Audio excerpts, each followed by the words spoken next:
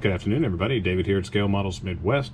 Welcome back to the workbench. I hope you are having a safe holiday weekend just before summertime begins.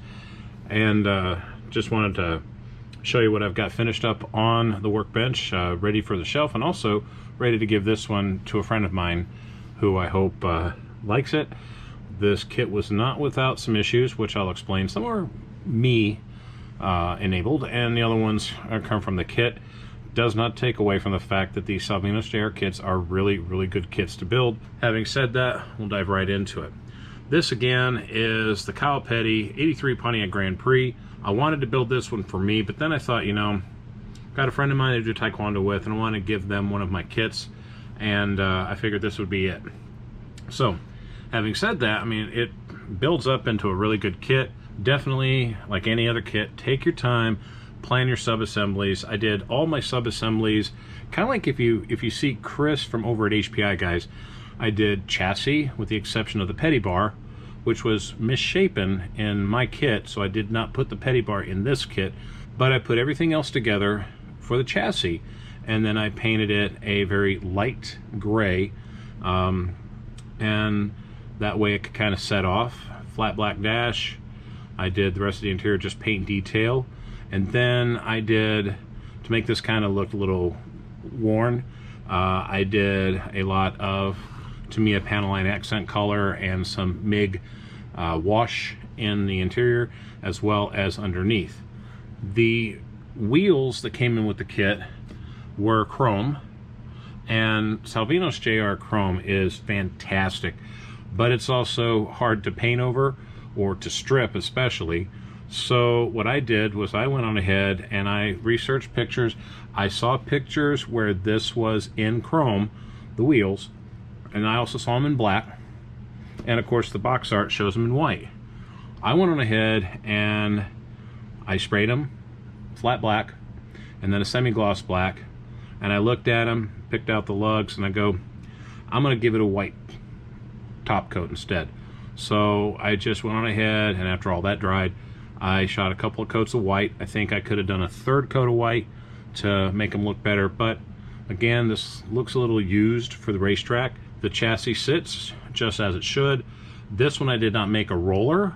I wanted to try and tuck the tires and wheels up as close as I could to the chassis because I just like that really low look to them.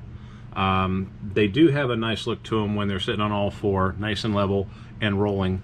You can do that with this kit, but I just wanted to try something a little different, so I repositioned the mounting pegs just a little bit higher up, and it's kind of imperceptible to what I see on some of the other kits, but still looks pretty good. I think there's a little thing that's kind of holding it up on this one side because there's just the faint edge of the chassis pan over here versus over here, and that's the first point that I wanted to make.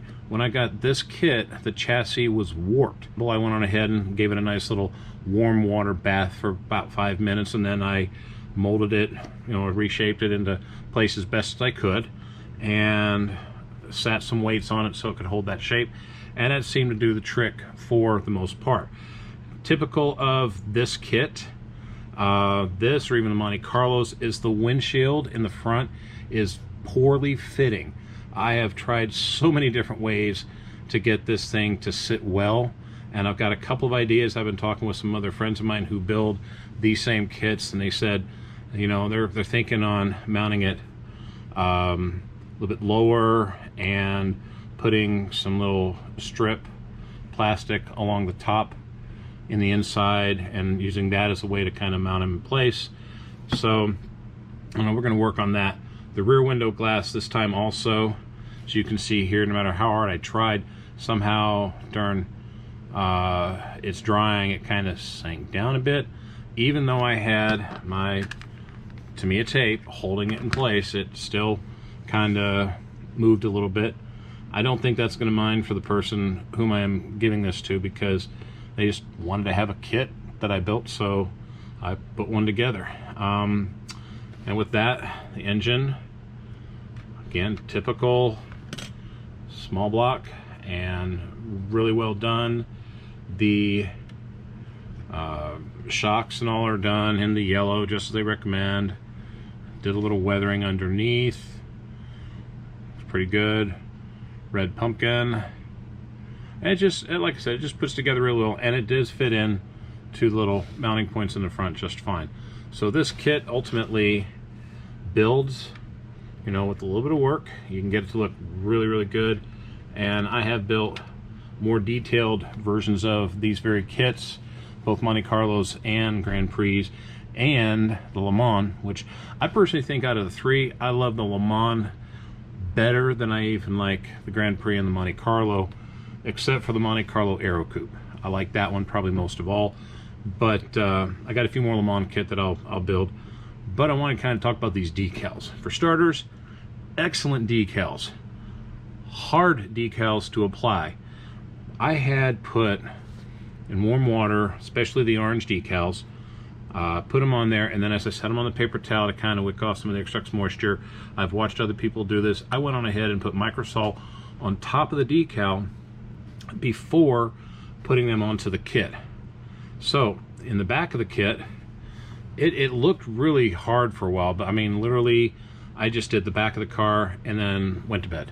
The next day I did the side of the car and the other side of the car, and then left it alone until the evening, and then I did the front end. Now right here, the front end, you got a couple of creases here and there, and in the back a couple of creases here and there, but it took me about half an hour to an hour to get the decals to sit down better than they did when they just came out of the water, even with the microsol. I had to use microsol, just consistently apply it and slowly push down, and then before I went to bed I just did another coat on it and let it go. It actually helped to, for lack of a better word, melt the decal down a bit, make it really soft, and conform to the shapes of the Grand Prix bumpers, front and rear. The smaller decals number 37, did not want to do the same thing, so I ended up having to paint these and just a little bit of the rear quarter panel parts with Testors Competition Orange, and it worked just fine. In fact, it actually looks really good, and I think this Competition Orange is going to be good for Chevy engines as well. So got a couple coming up on the pike, I'll do that. There's a lot more decal for the red, the green, and the orange. When you put them into the wheel wells, it gives you a chance to kind of reposition things, and then once they dry, nice and easy to trim them off. I didn't really have any problems with it. Kind of wish that the decals on the front fender would have lined up better to what the box art had, but again, just a minor quibble of an otherwise really good kit.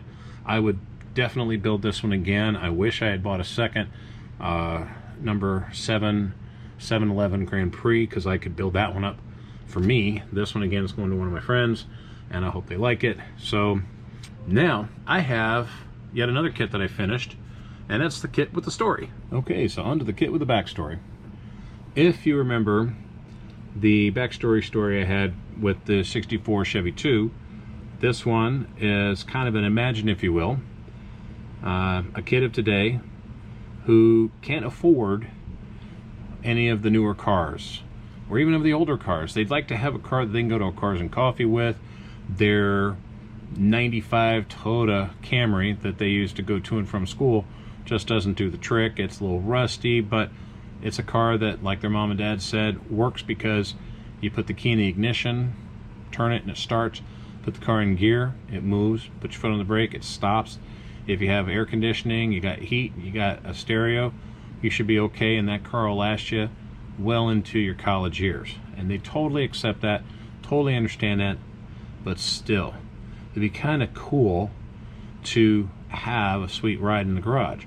They heard stories about mom and dad owning some pretty sweet rides over the time, and dad says, yeah, but that was all in the past, because when we got married, getting into a house, starting to raise a family, cars had to go bye-bye. But yet there was one that they hung on to. They hung on to a 71 Demon. This is it right here. But it didn't look like this. Like A lot of cars from the 70s that sit back behind a barn with a cover over it. Time wasn't good to it. Floorboards can rust out. Fenders getting rusted, dented, what have you. They take this car, drag it into the garage, because the kid's like, I would love to do something like that one day, but you know what?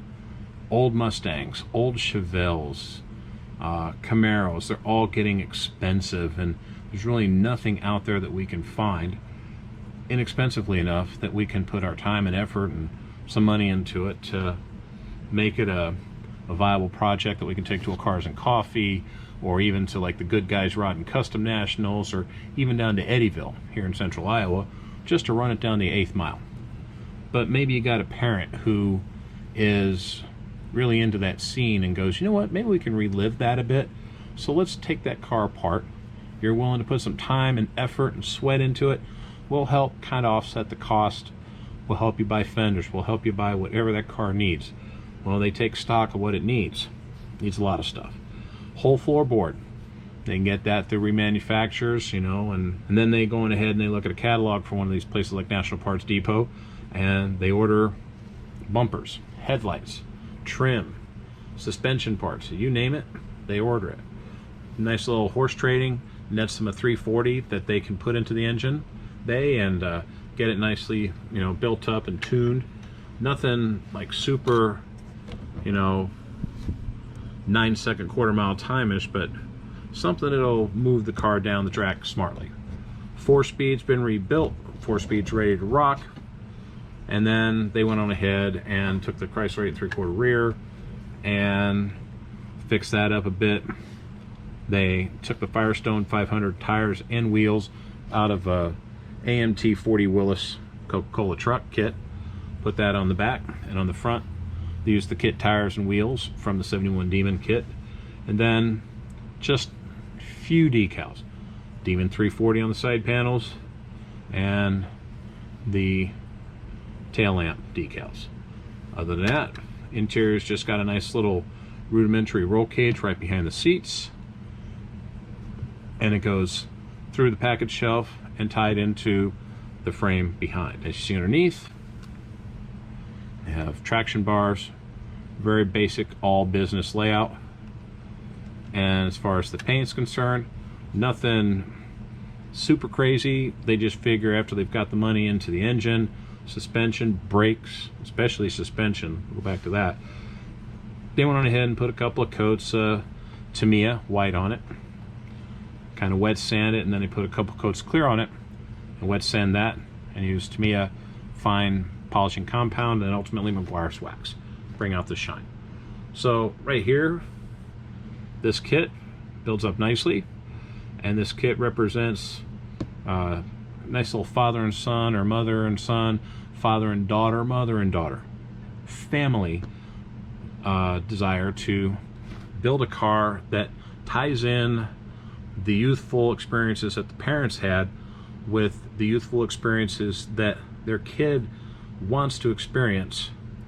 And what parent doesn't want to have some fun with their kids before they go off to college, and then once they graduate college, they begin their life? It's moments in time like this when parents and kids can get together and build something that they can be proud of, having spent time together doing it. And that's what the kit with the backstory is for this one. I hope you like it. I hope you like the kit. I certainly like the kit as well. I thought this kit built up rather nicely. This one's definitely going to go up on the shelf. It's a nice little box stock almost build, and it was inspired in part by some kids telling me how they would like to own really sharp cars to go cruising and racing in, but also inspired especially by David Freeberger and Steve Dulcich and Mike Finnegan from Hot Rod Magazine, from Roadkill Garage, and from Roadkill, because ever since I saw that car, it reminded me of my 73 Duster that I had always wanted to do something to, but never quite could because of time and lack of money. And maybe someday I'll do that myself with my own daughter. But kits in miniature help us to relive those moments, help us to remember them, and help us inspire or get inspired to maybe build it for real. So, hope you enjoy it. Catch you in the next video. I'll show you what I'm going to be building next. Sneak peek this is actually one of the kits I'll be building next. Jason over at Blue Ox Model Shop has a group build, the second annual one I do believe, street machines. I'm waiting to see what the 64 Chevelle looks like, because I've got an idea in my head for one of those. I would love to get that kit, get my hands on it, because there's a car that I've seen that I want to build using that. But in the meantime, this is one of them, the Streaker Vet. And I don't know if I'm going to do it in red or another color, but I've been seeing this one on my shelf, and it says right there, Street Machine. So this will be one of my kits that I build here, and this is actually going to be the next one on my workbench. So Jason, this is one of my kits that I'm going to do for your group build. Thanks for putting it on again, and hope this kit passes your muster. Thanks.